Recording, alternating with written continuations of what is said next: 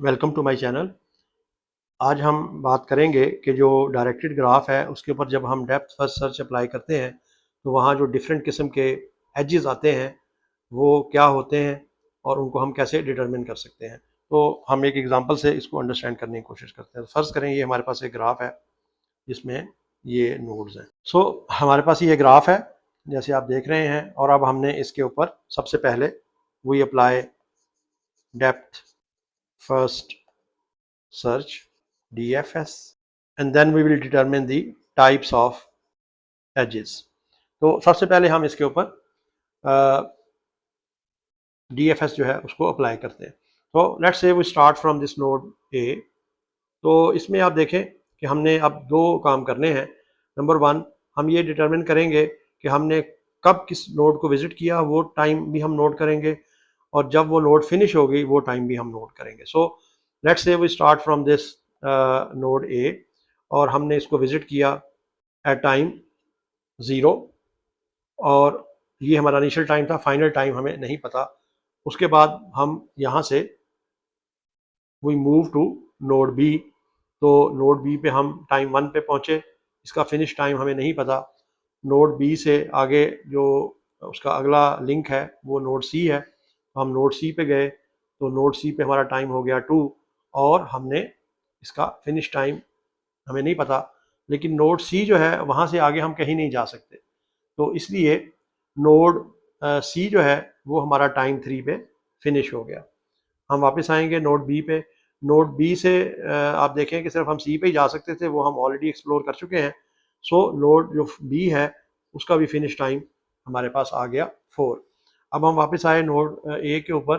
तो node A जो है यहाँ से हम आगे, अब देखें, सी पे भी जा सकते हैं और डी पे भी जा सकते हैं। तो फर्ज करें हम नोड डी पे गए, तो नोड डी पे जो है आप देखें कि हमारा जो टाइम हो जाएगा वो हो जाएगा 5। तो इसका फिनिश टाइम हमें पता नहीं है। नोड डी से आगे हम नोड ई पे जा सकते हैं और नोड एफ पे जा सकते हैं। तो let's say we go to node E. तो नोड ई का जो टाइम है वो हो गया 6, फिनिश टाइम हमें पता नहीं है। उसके बाद आप देखें कि नोड ई से हम नोड ए पे भी जा सकते हैं और नोड सी पे भी जा सकते हैं। So we see that if we go to node C, वो ऑलरेडी आप देखें एक्सप्लोर हो चुकी है, उसका फिनिश टाइम हमारे पास है। और जो नोड ई है इसका आगे ए से हम ऑलरेडी इधर आए हैं, तो हम इसको, यानी इसका मतलब है कि ये ई है, इसके सारे जो एडजेसेंट्स हैं वो हम विजिट कर चुके हैं, तो ये भी फिनिश हो गई 7। और फिर हम वापस आ गए नोड डी पे। अब नोड डी से हम नोड एफ में जा सकते हैं। तो एफ का टाइम जो है वो हो गया 8, और इसका फाइनल टाइम हमें नहीं पता, इसके आगे कुछ भी नहीं है, तो इसका मतलब है कि इसका फाइनल टाइम हो गया 9। And we come back to node D. अब नोड डी को हमने पूरी तरह एक्सप्लोर कर लिया है, तो इसका फाइनल टाइम हो जाएगा 10, और यहाँ से हम वापस जाएंगे नोड ए पे, तो नोड ए का फाइनल टाइम हो जाएगा 11। इस तरह से आप देखें कि हमने जो सारी नोड्स हैं उनके जो इनिशियल टाइम मींस जो फर्स्ट टाइम हमने उस नोड को विजिट किया वो हमने नोट कर लिया है, और फाइनल टाइम जब हमने उसको नोड को पूरी तरह से एक्सप्लोर कर लिया वो टाइम हमने नोट कर लिया। अब इन टाइम्स की बेस के ऊपर हम लोग जो हैं ये जो मुख्तलिफ एजेस हैं इनको हम आइडेंटिफाई कर सकते हैं।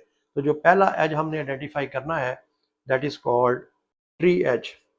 सो ट्री एज जो है उसकी खूबी ये है कि इसमें जो एज के एक साइड की नोड है और जो एज के दूसरे साइड की नोड है उनके जो इनिशियल और फाइनल टाइम में ये रिलेशनशिप होगा कि जो स्टार्ट वाली नोड है उसका इनिशियल टाइम कम होगा और एंड वाली नोड का इनिशियल टाइम ज़्यादा होगा, और स्टार्ट वाली नोड का फाइनल टाइम ज़्यादा होगा और उसका इनिशियल टाइम जो है वो कम होगा। तो ये आप देख सकते हैं कि ये जो नोड है, ये जो हमारा एज है, this is the tree edge. Similarly this is also tree edge, ये भी उस कंडीशन को, उस डेफिनेशन को सेटिस्फाई कर रहा है। यानी हम ये कह रहे हैं कि जो जो प्रीवियस टाइम है u का is less than previous time of v, and final time of u is greater than final time of v।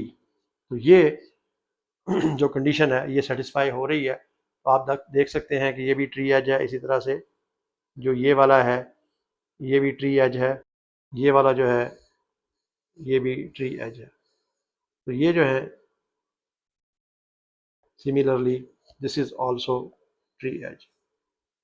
तो ये जो सारे एजेस हैं these are the tree edges.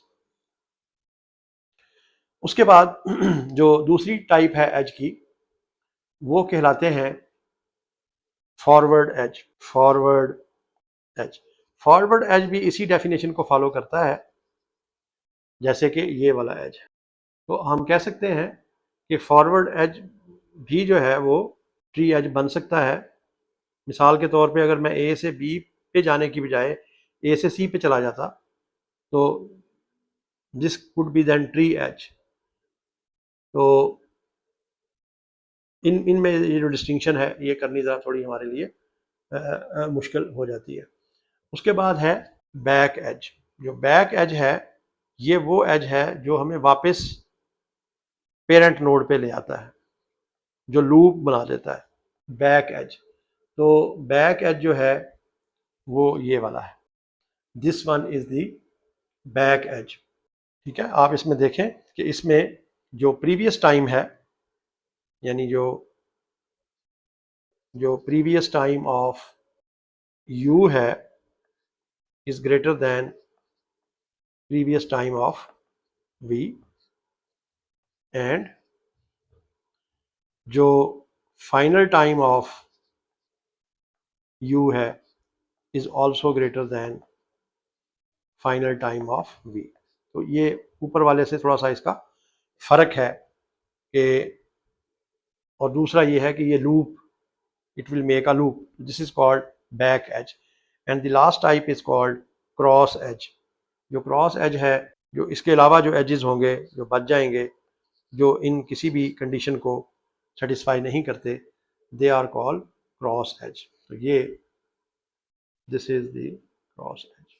तो इस तरह से जो डेप्थ फर्स्ट सर्च है वो हमें ये फैसिलिटी प्रोवाइड करती है कि ना सिर्फ हम ये बता सकते हैं कि कौन से जो नोड्स हैं वो सबसे पहले कब विज़िट हुए और कब वो कम्प्लीटली डिस्कवर हो गए, और सेकेंडली इसकी बेस के ऊपर हम जो डिफरेंट एजेस हैं उनके दरमियान जो रिलेशनशिप है वो हम इस्टेब्लिश कर सकते हैं। तो जैसा कि आपने इस एग्ज़ाम्पल में देखा है।